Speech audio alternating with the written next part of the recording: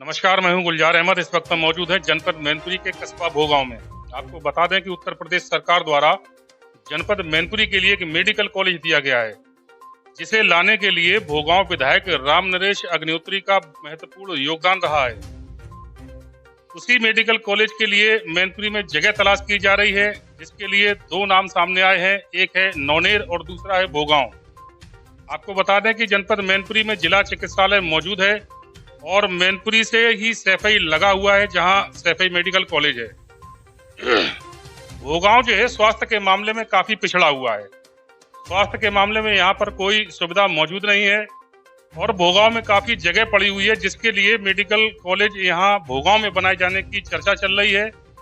और इसी मुहिम को लेकर, इसी बात को लेकर भोगांव की पूर्व चेयरमैन उपमा दीक्षित के प्रतिनिधि डॉक्टर मनोज दीक्षित द्वारा एक मुहिम छेड़ी गई है कि भोगांव विधायक द्वारा जो मेडिकल कॉलेज लाया गया है वो भोगांव में ही बने, ताकि भोगांव की जनता को और आसपास क्षेत्र, भोगांव से काफी क्षेत्र आसपास लगता है, कई जनपदों की सीमाएं लगती हैं, तो उन सभी को इसका लाभ मिल सके। इसी बात को लेकर आइए सीधे उनसे बात करते हैं। हमारे साथ मौजूद है पूर्व चेयरमैन उपमा दीक्षित के प्रतिनिधि डॉक्टर मनोज दीक्षित। तो आइए सीधे उनसे बात करते हैं।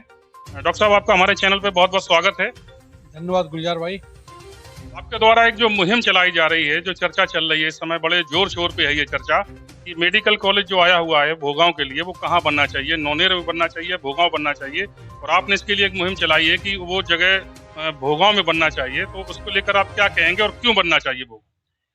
मैंने जो मुहिम चलाई है वो इसलिए चलाई गई, भोगांव में मेडिकल कॉलेज की जरूरत है, और क्यों भोगांव मेडिकल कॉलेज बनना चाहिए उसके भी अपने कुछ कारण हैं।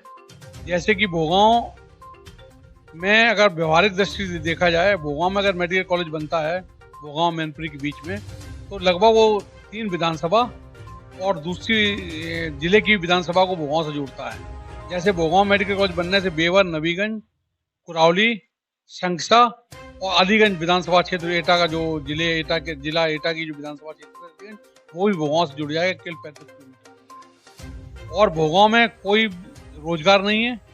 अगर मेडिकल कॉलेज के रूप में भोगांव में अगर सौगात जो माननीय मुख्यमंत्री जी ने दी है हमारे विधायक पूर्व आबकारी मंत्री श्री राम नरेश अग्निहोत्री जी के अनुरोध पर, तो उसको रोजगार मिल जाए। कम से कम अप्रत्यक्ष और प्रत्यक्ष रूप से लगभग 10,000 लोगों को रोजगार इस मेडिकल कॉलेज के बनने से भोगांव के लोगों को मिलेगा, इससे लाभान्वित होंगे।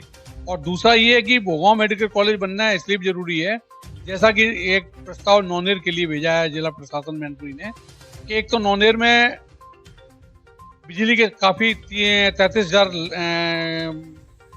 लाइन के कई तार गुजरे हुए हैं, ऊपर से जाल बिछा हुआ है तारों का। दूसरा ये वहाँ पर पहले ही से गवर्नमेंट कॉलेज है नौनेर में, इंजीनियरिंग कॉलेज, सैनिक कॉलेज है गवर्नमेंट का नौनेर में ही, और एक अर्धनिर्मित मेडिकल कॉलेज प्राइवेट सेक्टर में जो बन रहा था वो भी वहीं पर बन रहा है। वो भी कुछ कारणों से रुका हुआ है, लेकिन अर्धनिर्मित है वो कभी भी शुरू हो सकता है। तो एक जगह 2 मेडिकल कॉलेज किसी भी हालत में सही नहीं रहेंगे। भोगांव पूरी उपयुक्त जगह है भोगांव मेडिकल कॉलेज बनाने के लिए।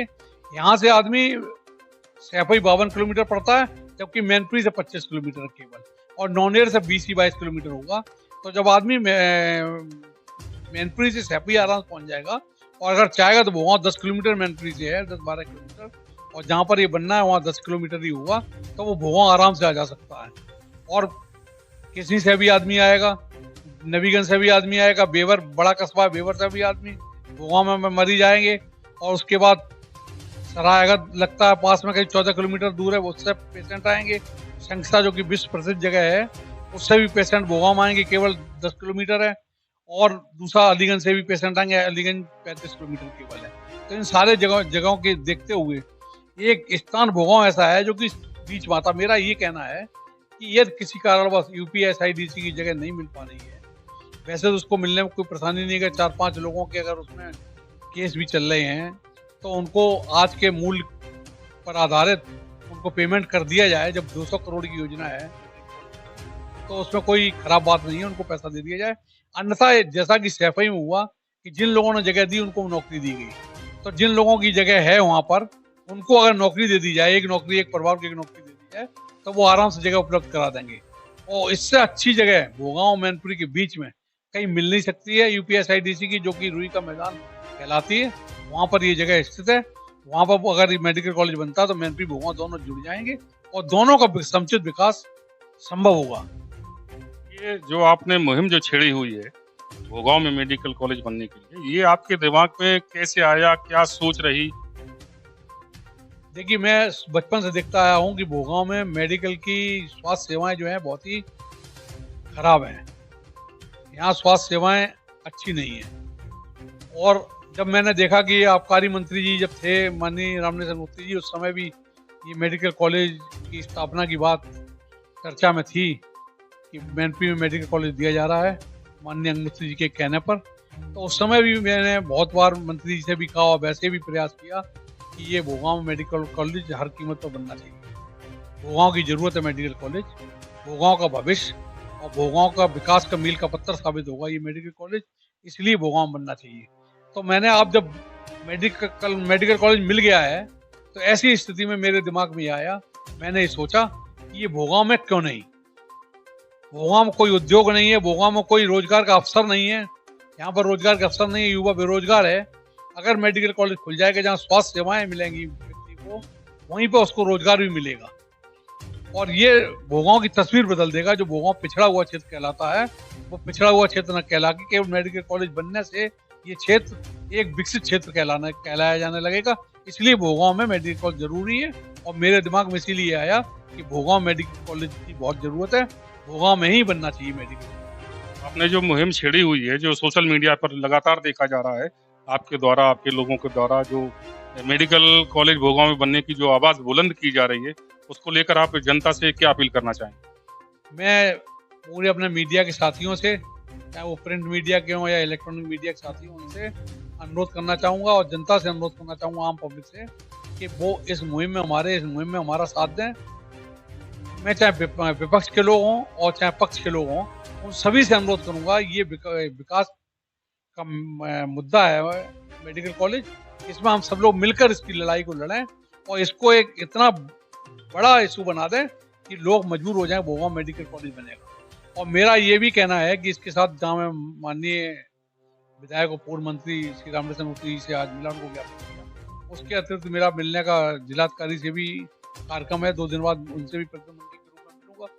अगर माननीय मुख्यमंत्री से समय मिल जाता है मिलने का, तो इस मांग को मैं मुख्यमंत्री तक ले जाऊंगा और माननीय मुख्यमंत्री जी को ये बताऊंगा कि भोगांव मेडिकल कॉलेज की जरूरत क्यों है और नौनेर में हर काम नौनेर में ही होगा, क्या भोगांव क्षेत्र में कोई काम नहीं होगा, ये उनसे मैं कहूँगा जाके। और मुझे पूरा विश्वास है कि माननीय मुख्यमंत्री से मुझे जल्दी ही समय मिल जाएगा, उन तक अपनी बात पहुँचाऊंगा।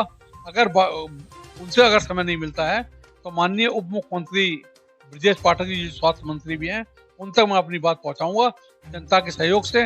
और जनता से चाहूंगा कि अभी जरूरत अगर पड़ती है कि हस्ताक्षर चलाओ अभियान की, तो उसमें भी हमारा साथ दें।